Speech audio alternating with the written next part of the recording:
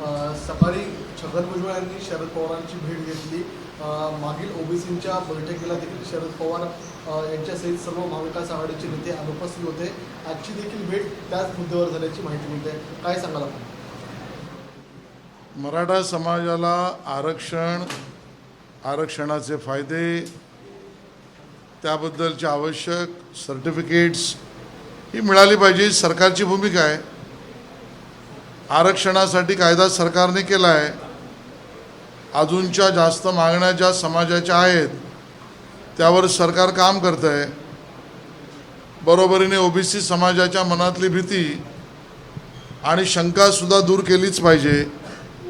तोही आपला समाज आहे, महाराष्ट्र गुणागोविंदाने नांदला पाहिजे। आणि मग यासाठी एकत्रित जेव्हा सर्वपक्षीय बैठक होते, ही महाराष्ट्राची प्रथा परंपरा संस्कृती आहे, त्याला महाराष्ट्र विकास आघाडीचे लोक पाठ दाखवतात, पळ काढतात, विरोध करतात, सामील होत नाहीत। याचं कारण काय? मग या पद्धतीचं जेव्हा वातावरण होतं त्यावेळेला जर सरकारच्या वतीने किंवा सरकारी पक्षातले भुजबळ साहेब विरोधी पक्षातल्या सर्वोच्च नेत्याला भेटले तर हा समजूतदारपणा आहे, हा महाराष्ट्राच्या हितात उचललेलं पाऊल आहे। हे समाजामध्ये तेढ होऊ नये म्हणून केलेला प्रयत्न आहे। आणि महाराष्ट्र हे पाहतोय की सरकारी पक्ष म्हणजे महायुती ही समजूतदारपणे तेढ निर्माण होऊ नये, सर्वसमावेशकता राहावी या भावनेने काम करत आहे। अजून अशी अपेक्षा विरोधी पक्षाकडनं करायची की नाही हा प्रश्न आहे, त्याचं उत्तर पवार साहेबांनी द्यावं। सर, ज्या पद्धतीनं शरद पवार यांना आता कुठेतरी पुढाकार घेण्यासाठी भुजबळ त्या ठिकाणी गेले आणि सरकार जे आहे ते कमी पडते का किंवा गृह खातं कमी पडते का दोन समाजाचा वाद निर्माण करण्यासाठी, तर दुसरीकडे जितेंद्र आव्हाड असं म्हणतात की पवार जे आहेत तेच खरी किल्ले आहेत, आता त्यांची साथ जी आहे ती घेतली जाते। मुळामध्ये समजूतदारपणा दाखवणं, याला दुबळेपणा समजणं ही मूर्खता आहे, जितेंद्र आव्हाडांनी समजावं। सरकारी पक्षाने दाखवलेला मोठेपणा, समजूतदारपणा, आपलेपणा याला दुर्बलता समजणं म्हणजे बालबुद्धीचा प्रयोग जितेंद्र आव्हाड करतात असं मी म्हणेन। संजय राऊत यांनी आज अग्रलेख जो आहे तो लिहिलेला आहे, मोदींवरती टीका केली आहे, त्याला प्रत्युत्तर ट्विटरच्या माध्यमातून तुम्ही सुद्धा दिली।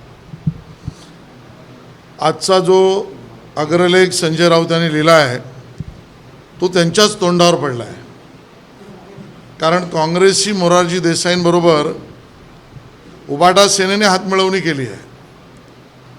मुंबईमध्ये आणि राज्यामध्ये येऊ घातलेल्या सगळ्या उद्योगांना पळवण्यासाठी कधीतरी अन्य मार्गाने, कधीतरी दादागिरीने, कधीतरी युनियनबाजीने, कधीतरी राजकीय विरोध या माध्यमातून येणारा कुठलाही मोठा उद्योग हा राज्यात येऊच नये असे प्रयोग उबाटा सेनेने केलेत।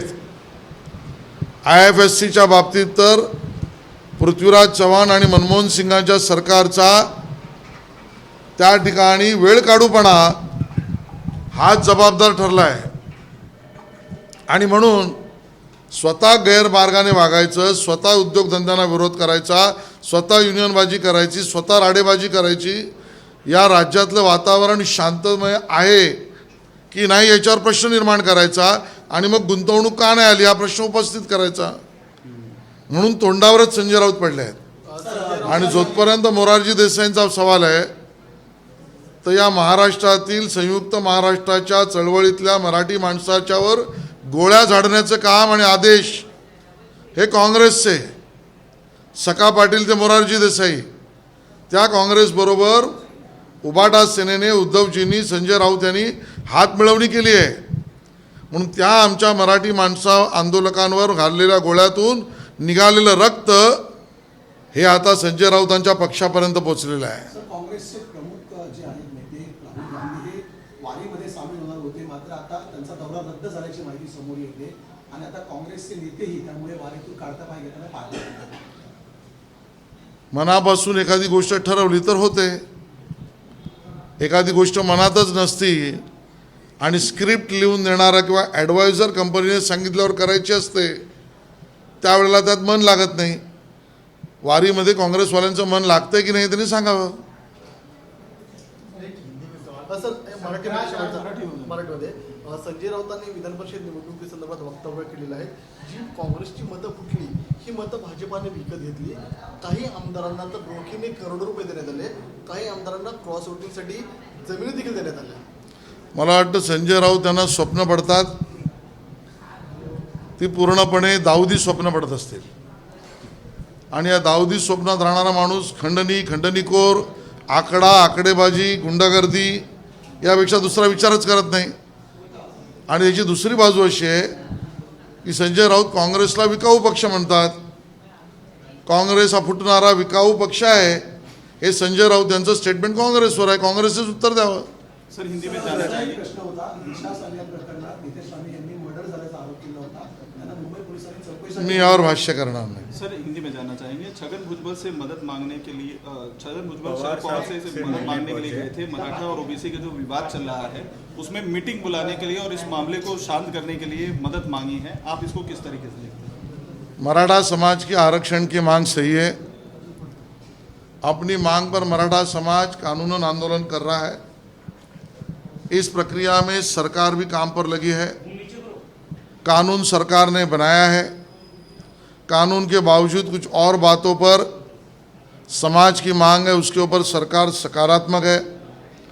ओबीसी समाज के मन में भय या आशंका निर्माण रहना ये अच्छी बात नहीं है. उस समय पर महायुति के सरकार ने सभी दलों को सर्वपक्षीय बैठक बुलाई. उसमें महाविकास आघाड़ी के लोगों ने सम्मिलित नहीं हुए. उसकी वजह क्या थी? इस प्रकार से समाज की मांग पर एक साथ बैठना ये महाराष्ट्र की प्रथा परंपरा है. इसके ऊपर बैठक में सम्मिलित न होने का निर्णय महाविकास आघाड़ी ने क्यों नहीं लिया? इसके बावजूद समाज और महाराष्ट्र में एकोपा रहना चाहिए. इसके लिए सत्ता पक्ष की तरफ से एक समझदारी का काम, समझबूझ वाला कदम उठाया गया. सरकारी पक्ष के एक मंत्री स्वयं विपक्ष के बड़े नेता को मिलने गए. ये समझबूझ है, समझदारी है. जिनको लगता है ये समझदारी दुर्बलता है वो लोग मूर्ख है. शरद पवार का कहना है अगले 2 दिनों में वो मुख्यमंत्री से बात करेंगे. क्या सरकार इस मामले को हैंडल करने में नाकाम हो रही है जिसकी वजह से सरकार ने तो कानून किया है. दोनों समाज को आग लगाने का काम कौन कर रहा है? वो भुजबल साहब ने कल ही खुद कहा है. अब आग लगाने वाले ठंडा करने के लिए आ गया है. ऐसे समाज की मांग है. सर शंकराचार्य अविमुक्तेश्वरानंद जी ने आज मातोश्री में उद्धव ठाकरे से मुलाकात की है और उन्हें भावी मुख्यमंत्री होने का आशीर्वाद दिया. साथ ही ये कहा जिन लोगों ने गद्दारी की हिंदुत्व उनके साथ नहीं है, जिनके साथ विश्वासघात हुआ. भाई शंकराचार्य जी के विधान पर मैं कोई टिप्पणी नहीं करूंगा.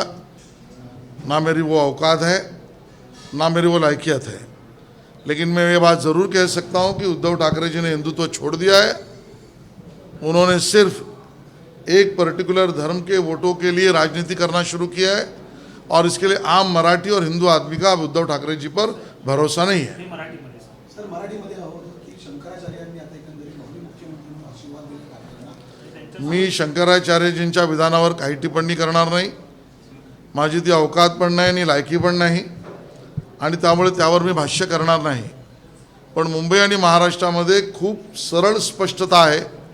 उद्धव ठाकरे यांनी बाळासाहेबांचा विचार सोडला, हिंदुत्ववाद सोडलं, एका अन्य धर्मियांच्या मतांसाठी लांगुल चालन सुरू केलं आहे आणि या पद्धतीचं राजकारण उद्धवजी करतायत हे अख्खं महाराष्ट्र जाणतो.